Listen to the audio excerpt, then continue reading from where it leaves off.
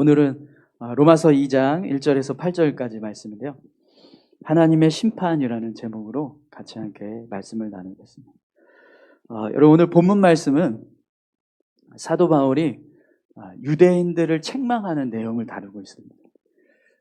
유대인들은 이방인들을 혐오하고 멸시하는 마음이 아주 강했습니다.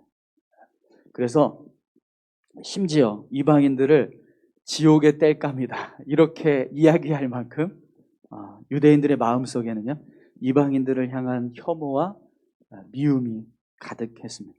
그래서 여러분, 요한복음 18장에 보면 유대교 지도자들이 예수님을 십자가에 못 박기 위해서 빌라도에게 찾아갔는데요, 그때 빌라도와 대화하는 모습을 보면 유월절을 앞두고 있다라고 해서 이 유대교 지도자들이요, 빌라도가 있는 관정 안으로 들어가지 않고 관정 밖에서 빌라도하고 이야기를 해요.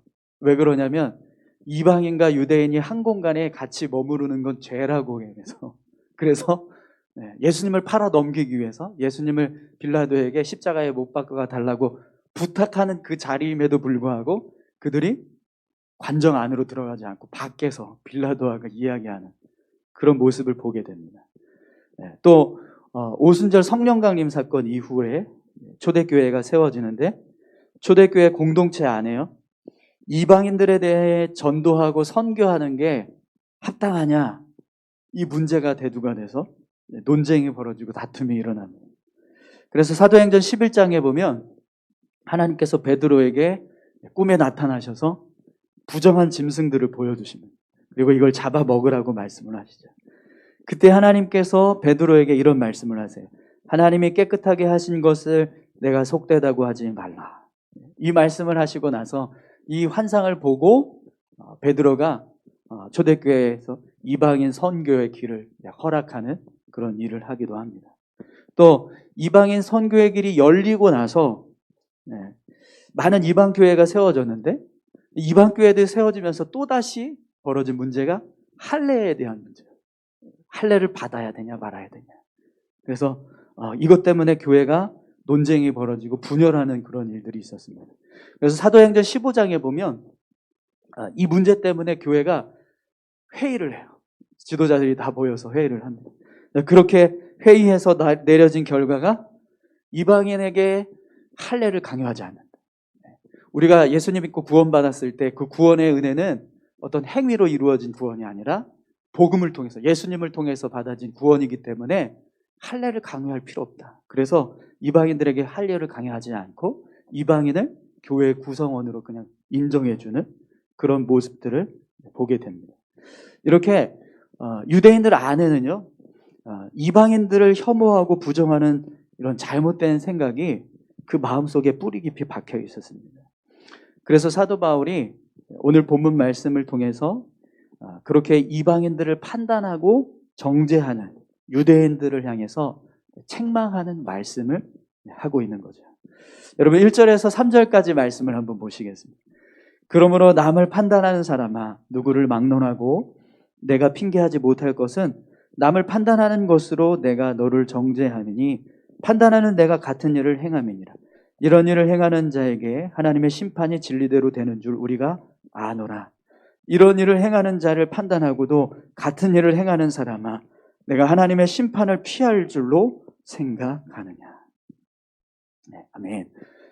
바울은요, 이방인을 판단하고 정죄하고 있는 유대인들을 향해서 이렇게 이야기를 해요. 남을 판단하는 사람아, 누구를 막론하고 내가 핑계하지 못할 것은 남을 판단하는 것으로 내가 너를 정죄하느니 판단하는 내가 같은 일을 행함이니라. 이 말씀은요, 남을 판단하고 있는 모습이 사실은 판단을 받고 있는 어떤 사람의 그런 어떤 부족한 모습, 죄된 모습과 별반 차이가 없다라는 거예요. 남을 판단하는 행위 자체가 스스로를 죄에 빠지게 하는 행위라는 거죠. 그래서 하나님 앞에서 이렇게 남을 판단하는 사람이 섰을 때 잘못이 없다라고 변명할 수 없다, 이렇게 말하고 있습니다. 그러면서 바울이요, 이방인을 판단하고 있는 유대인들 역시 결국에는 하나님 앞에서 심판을 받게 될 것이다, 이렇게 지금 말씀하는 거죠. 여러분, 마태복음 7장 2절에 보면 예수님도 우리에게 이런 말씀을 하셨죠.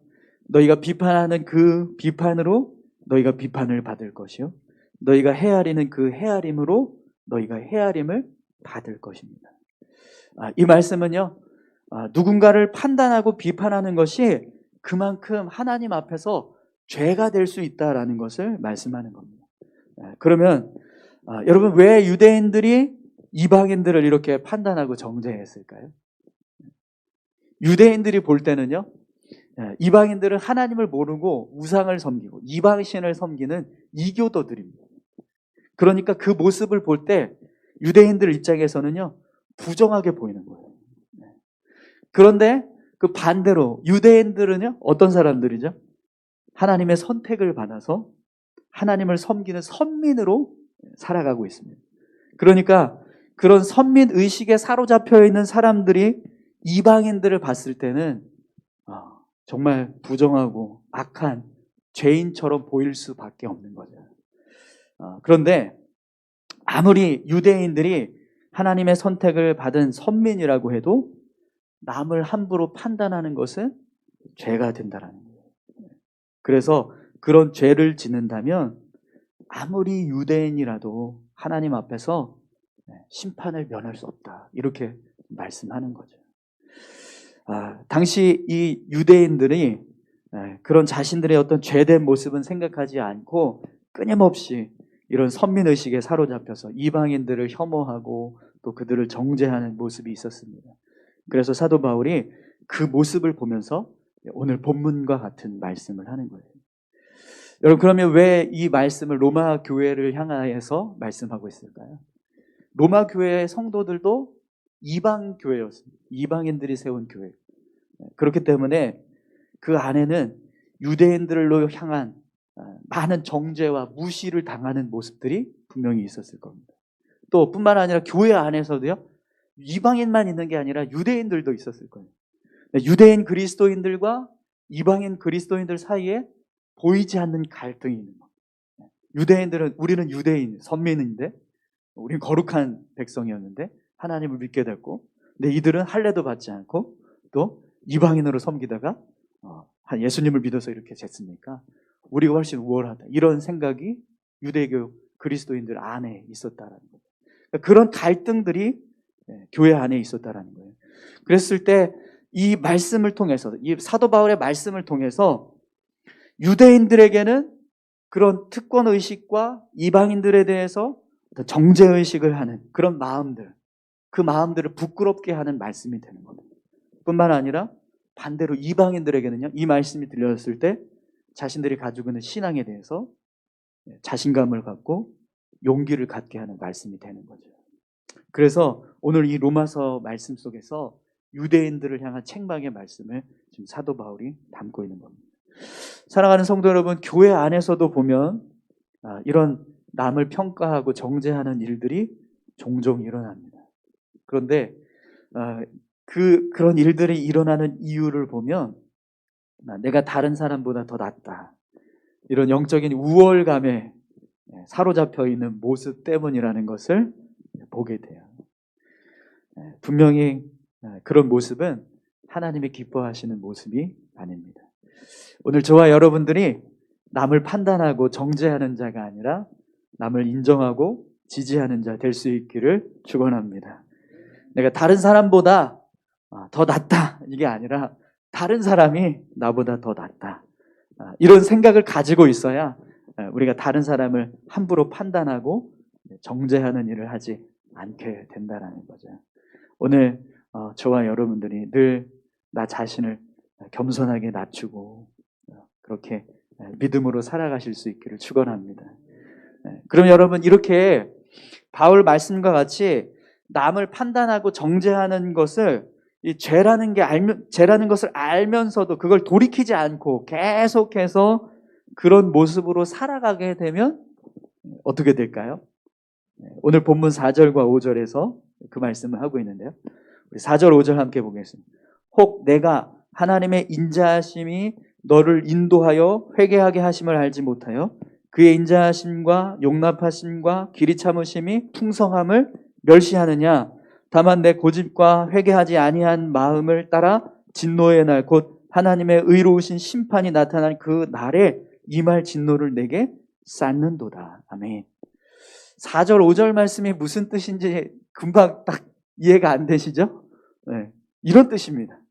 풀어보면 이런 의미예요. 하나님께서 너희 유대인들에게 인자하시고 용납하시고 길이 참으시는 은혜를 베풀어 주셨던 이유가 뭐냐면 너희로 하여금 회개케 하기 위해서다. 그런데 지금 너희는 오히려 그것을 깨닫지 못하고 하나님의 은혜를 악용해서 계속 그렇게 남을 판단하고 정죄하는 죄에 머무르고 있다는 거예요. 분명 그 모습은 하나님의 은혜를 멸시하는 모습이다. 지금 너희가 하나님의 은혜를 멸시하는 거냐? 이렇게 이야기하는 거예요. 그렇게 계속해서 고집을 부리고 회개하지 않는다면 결국 마지막 때 하나님의 심판을 받게 될 것이다. 지금 너희의 그 행위, 남을 판단하고 정죄하고 있는 그 행위는 그런 심판을 받게 될 죄의 모습을 계속해서 쌓고 있는 거다. 이렇게 지금 이야기하는 거예요. 무슨 뜻인지 이제 이해가 되십니까? 네. 여러분 분명히 역사적인 이 역사 속에서 이 유대인들과 이스라엘이라고 하는 나라를 보면 사실은 오래전에 벌써 다 없어지고 사라졌을 만한 그런 나라예요. 그렇지 않습니까? 왜냐하면 그들의 역사를 보면 하나님께서 심판을 하셔도 수백 번, 수천 번은 더 심판하시고 그들을 다 없애버리셔야만 하는 그런 상황들이 수없이 많았습니다.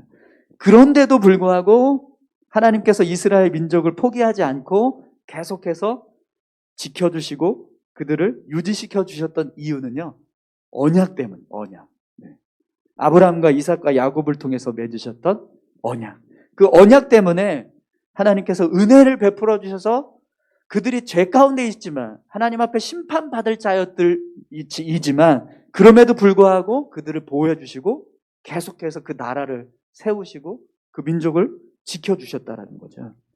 그런데 유대인들은 그런 사실을 생각하지 못하고 자신들이 하나님의 선택받은 선민이라고 하는 그런 선민 의식에 빠져서 이방인들을 부정하게 여기고 멸시하는 죄를 범하면서 살아가고 있다는 거예요. 그래서 바울이 너희가 하나님의 은혜를 악용하고 계속 그렇게 교만한 모습으로 일관하는 것은 하나님의 은혜를 멸시하는 거다 이렇게 이야기를 합니다. 여러분 남을 판단하고 정죄하는 행위는요 하나님께서 베풀어 주신 은혜를 망각하고 그걸 오히려 멸시하는 행위라는 거예요. 우리가 누군가를 판단하고 정죄한 모습이 하나님의 은혜에 대해서 멸시했다.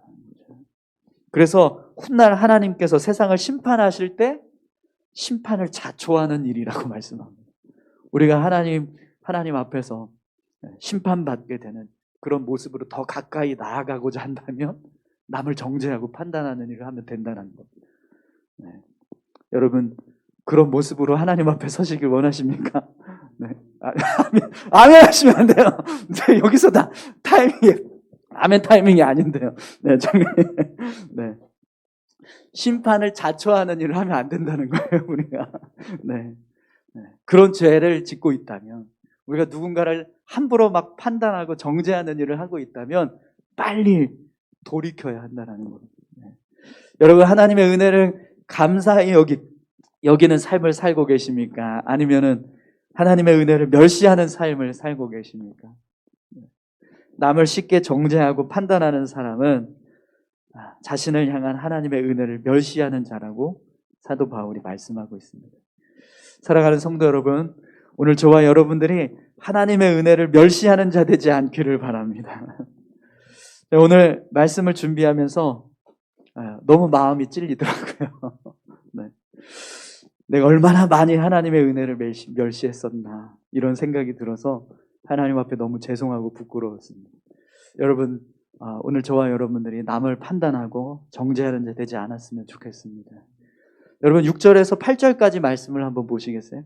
하나님께서 각 사람에게 그 행한 대로 보응하시되 참고 선을 행하여 영광과 존귀와 썩지 아니함을 구하는 자에게는 영생으로 하시고 오직 당을 지어 진리를 따르지 아니하고 불의를 따르는 자에게는 진노와 분노로 하시리라. 아멘. 하나님은 각 사람의 행위대로 보호하시는 분이라고 말씀하세요. 이 말씀은요, 우리가 살아온 모습 그대로 하나님께서 우리를 판단하신다라는 겁니다. 그러니까 하나님께서 우리가 어떤 믿음을 가지고 있고 또 어떻게 하나님 앞에서 살아가고 있는지 그냥 겉으로만 보여지는 모습을 판단하시는 게 아니라 우리 안에 있는 중심과 우리의 속사람까지 다 보신다라는 거예요. 그래서 그 모습 속에서 우리가 살아가고 있는 삶의 모습 그대로를 평가하신다라는 거예요. 그렇기 때문에 여러분, 하나님은 오늘 말씀에 보면 참고 선을 행하여 영광과 존귀와 썩지 아니함을 구하는 자에게는 영생을 주시지만 당을 지어서 진리를 따르지 아니하고 불의를 따르는 자에게는 진노와 분노를 주신다라고 말씀합니다. 여러분, 하나님께서 우리를 판단하시는 모습을 우리가 너무 쉽게 생각하지 않았으면 좋겠습니다. 하나님은요, 그 어떤 아주 정밀한 기계보다 더 정확하게 우리의 심령 골수를 꿰고 꿰뚫으시면서 우리를 감찰하시는 분이십니다. 잠언 16장 2절 말씀에 이런 말씀이 있습니다. 사람의 행위가 자기 보기에는 모두 깨끗하여도 여호와는 심령을 감찰하시는 분. 아무리 우리가 교회를 열심히 다니고 신앙생활을 오래 했어도 우리 안에 있는 신앙의 모습이 바르지 않다면 하나님 그걸 다 아신다라는 거예요. 그렇기 때문에 여러분, 내 마음 중심을 늘 새롭게 하고 내 영혼을 바르게 세워가기 위해서 힘써야 될 줄로 믿습니다. 그러니까 신앙은 겉으로 보여지는 모습보다 우리 안에 있는 내면의 모습이 더 중요하다라는 거죠. 그렇기 때문에 우리는요, 우리의 내면을 성숙시켜 가기 위해서 힘써야 합니다. 오늘 우리가 본문 말씀 읽지는 않았는데 여러분 9절과 10절, 11절까지 한번 말씀을 볼까요? 악을 행하는 각 사람의 영에는 환난과 곤고가 있으리니 먼저는 유대인에게요 그리고 헬라인에게며 선을 행하는 각 사람에게는 영광과 존귀와 평강이 있으리니 먼저는 유대인에게요 그리고 헬라인에게라. 이는 하나님께서 외모로 사람을 취하지 아니하심이니라. 아멘. 네. 하나님은 겉만 보는 것이 아니라 속을 보시고 그 모습을 통해서 하나님께서 심판하시기도 하고 축복하시기도 한다는 말씀입니다.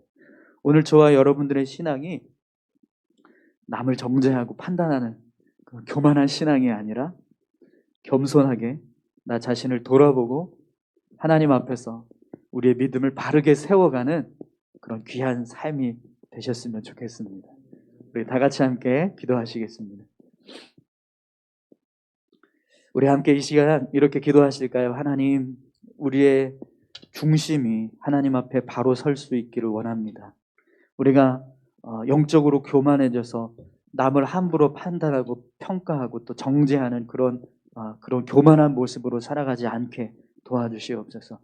겸손하게 하나님 앞에 서서 늘 나 자신을 돌아보고 어떻게 하는 것이 하나님 앞에서 바로 선 모습인가, 내 믿음의 모습이 정말 하나님 앞에서 진실한 모습으로 세워져 가고 있는가, 그걸 늘 점검하면서 믿음의 삶을 살아가는 우리 모두가 되게 해달라고 같이 함께 기도하셨으면 좋겠습니다. 함께 기도하겠습니다. 아버지 하나님 감사합니다. 하나님, 남을 판단하고 정죄하는 것이 하나님 앞에 심판을 받을 수밖에 없는 죄의 모습이라고 우리에게 말씀하십니다. 유대인들이 이방인들을 멸시하고 혐오해서 그들을 판단하고 정죄했습니다. 자신들이 하나님의 백성으로 선택받았기 때문에 거룩한 백성이고, 이방인들은 하나님의 백성으로 선택받지 않았기 때문에 부정한 사람들이다라고 하는 그런 선민의식이 그들을 교만하게 하고 이방인들을 함부로 멸시하는 일들을 했습니다. 아버지 하나님, 우리가 영적으로 하나님 점점 더 성숙해져 갈 때마다 그런 영적인 우월감에 빠져서 교만한 모습으로 행동하는 삶이 되지 않게 하시고, 우리가 더 날로 새로워지고 겸손하여져서 하나님 앞에서 나 자신을 늘 새롭게 세워가고 주님 앞에 온전히 믿음의 삶을 살아갈 수 있도록 도와주시옵소서. 우리가 겉으로만 하나님 앞에 신앙적인 모습으로 살아가는 것이 아니라 우리의 심령이, 우리의 속사람이 하나님 앞에 거룩함으로 세워져 갈 수 있도록 주님 역사해 주시옵소서. 우리를 새롭게 하실 줄 믿습니다. 우리의 삶을 회복하시고 주장하시는 하나님, 주님 인도하시고 함께해 주시옵소서. 아버지 감사합니다. 하나님 아버지, 누구보다 우리를 너무나 더 잘 아시는 분이신 줄 믿습니다. 우리가 살아가는 삶의 모습을 보시고 하나님 보시기에 합당한 모습으로 그렇게 판단이 되기도 하고, 또 그렇지 못한 모습으로 또 판단이 될 수도 있습니다. 우리가 겉으로 보여주는 모습뿐만 아니라 우리 안에 있는 속사람이 하나님 앞에서 진실하면 하나님께서 분명히 우리를 의롭다 여겨주시고 칭찬해 주실 줄 믿습니다.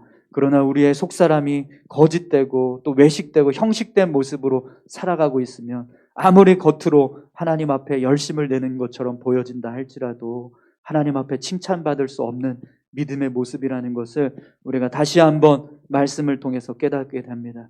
하나님 아버지, 우리의 중심을 바르게 세워갈 수 있는 믿음의 삶을 살게 도와주시옵소서. 아버지 하나님, 우리의 신앙이 더욱더 그렇게 성숙해져서 다른 사람을 판단하고 정죄하는 자가 아니라 더 겸손히 나 자신을 돌아볼 수 있고 남을 인정하고 세워줄 수 있는 그런 믿음의 사람들 될 수 있도록 주님 축복하여 주시옵소서. 감사드립니다. 예수님의 이름으로 기도합니다. 아멘.